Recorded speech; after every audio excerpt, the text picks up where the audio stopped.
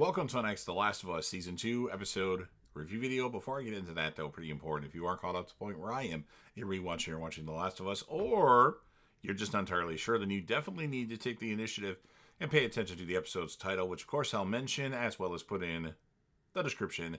If that's the case, you find that you're not caught up, it would be my recommendation that you don't watch this detailed review any further to avoid any potential spoilers. And yes, I know these review videos are late. The season has already aired. I have watched all the episodes of the season and am rewatching them. I've never played the Last of Us video games, and I felt like when I did reviews of season 1, like I wasn't giving a lot of information in my reviews because my knowledge is limited. So I wanted to wait and see how my knowledge picks up with season 2. And I must admit I'm more happy and satisfied with my review videos for this.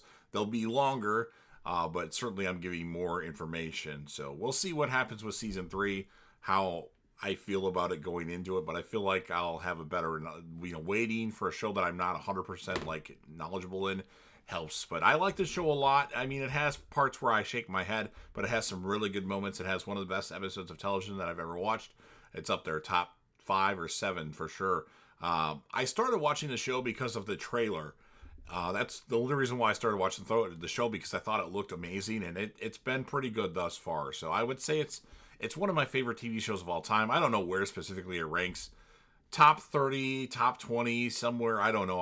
I'll be doing another ranking of that soon here, probably in August. So be on the lookout for that. And so with all that said, this will be The Last of Us Season 2, Episode 5. The title of this episode is called Feel Her Love.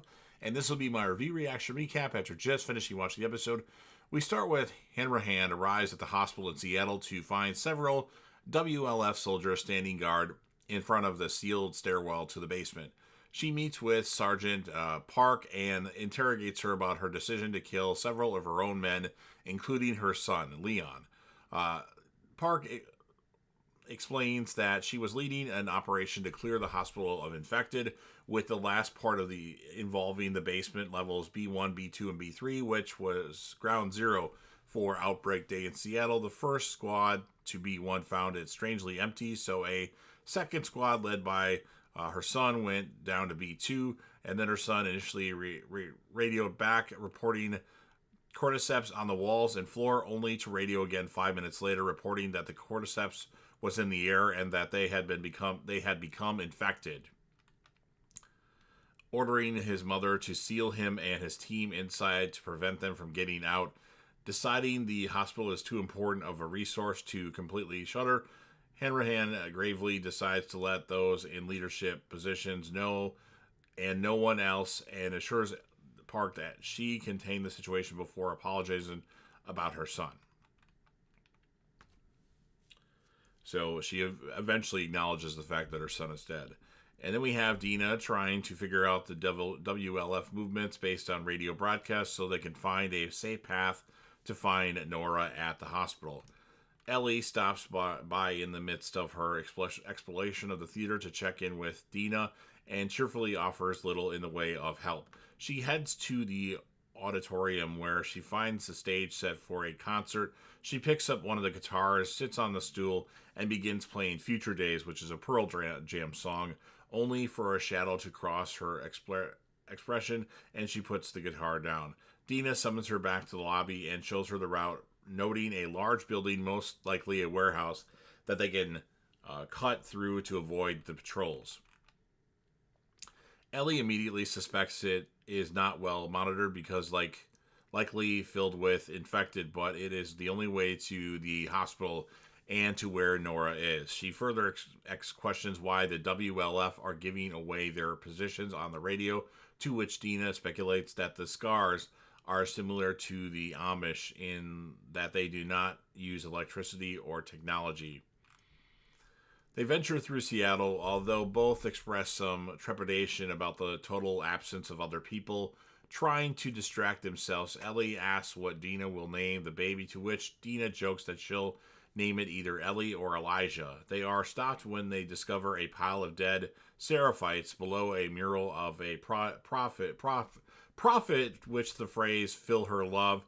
Dina nearly throws up, prompting Ellie to offer to take her back to Jackson, expressing it is wrong to make her continue while she is pregnant. Suddenly angered, Dina charges forward while telling Ellie the story of the first person she killed, a raider who had killed her mother and sister in their cabin near Santa Fe, while then an 8-year-old Dina had wandered off. She stops to firmly tell Ellie that she does not care whatever it was that Joel did. He did not deserve to die that way, and Ellie should not have been forced to watch it. Softening, she tells Ellie she will go back if she wants to, but Ellie decides they will press on. Ellie and Dina avoid a WLF searchlight as they venture into the warehouse. They find the building seemingly deserted, but Dina warns they will probably be at least a few stray infected. She advises that they can only shoot them at a last resort to avoid alerting the WLF, and that if it is between shooting or running, they need to run. They venture inside, but Dina is left uneasy by how utterly quiet it is. Entering a large room, they are startled by the discovery of a dismembered body. They spot an infected hiding from them, which Ellie recognizes as similar to one that stalked her at the supermarket, the one from the first episode, warning that this one is managed to bite her. At first, they decide to flank it, but only to realize there are more of the same kind in the room. As they gradually realize they are surrounded and vastly outnumbered, Ellie comes up with a new plan. Dina hides in a nearby fenced-off area while Ellie takes on the infected directly. Dina does so, but they are quickly overwhelmed as Dina runs out of ammunition. The infected overpower Ellie and start breaking through the cage. Just as it seems though hope is lost, a shadowed gunman clears out the infected. He walks over to Ellie, revealing himself to be Jesse. Thank God for that timing, Jesse, who is none too pleased with the two of them. The three flee from the building and the alerted WLF who chase them through the building grounds. They escape into a nearby park only to overhear the WLF declare they will not go into the park, meaning there is something more dangerous within. With no other option, they journey deeper into the park. Jesse reveals that he and Tommy snuck out of Jackson and followed them the day after they left, using the map that Dina had left in the theater to track them down. He announces his intentions to have them meet up with Tommy at the theater before returning to Jackson, which Ellie immediately objects to. They are interrupted by they are interrupted by a series of whistling, which they follow to its source, a group of Seraphites surrounding a captured member of the WLF. As Ellie and Jesse watch in horror while Dina shields her view, a Seraphite priest has others lift the man up by the noose before disembalming him with a weapon. The Seraphites notice the trio and an arrow is launched, landing in Dina's leg. Ellie orders Jesse to take Dina back to the theater while she leads the Seraphites away, successfully avoiding the scouts by hiding in the brush. She sneaks out of the park, narrowly avoiding a WLF soldier and a guard dog, and crawling into the hospital through a hole in the wall. Nora finishes tending to a patient before venturing into another room to bleach some used rag. She is interrupted by Ellie holding her at gunpoint while demanding to know where Abby is. This Nora chick is from The 100 that I've seen her in before.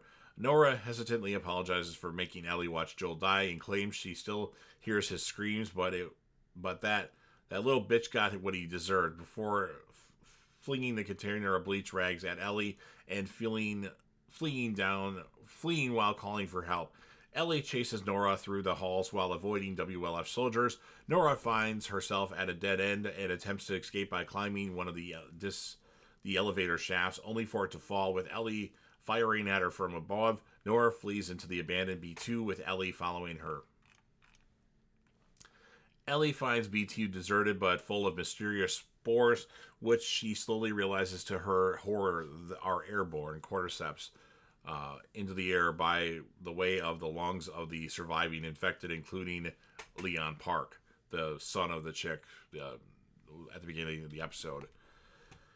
Venturing further in, Ellie finds Nora collapsed on the ground, coughing. Nora tries to claim they are both infected by spores, only to notice Ellie's lack of reaction and realize she is the immune girl from Salt Lake City. Ellie again asks for Abby's location, but Nora pleads that Joel killed everyone in the hospital, including Abby's father, supposedly the only man who could have made a cure from Ellie. Ellie spitefully replies that she already knows and simply does not care. Holstering her gun, she approaches Nora and again asks where Abby is, but Nora refuses to tell her.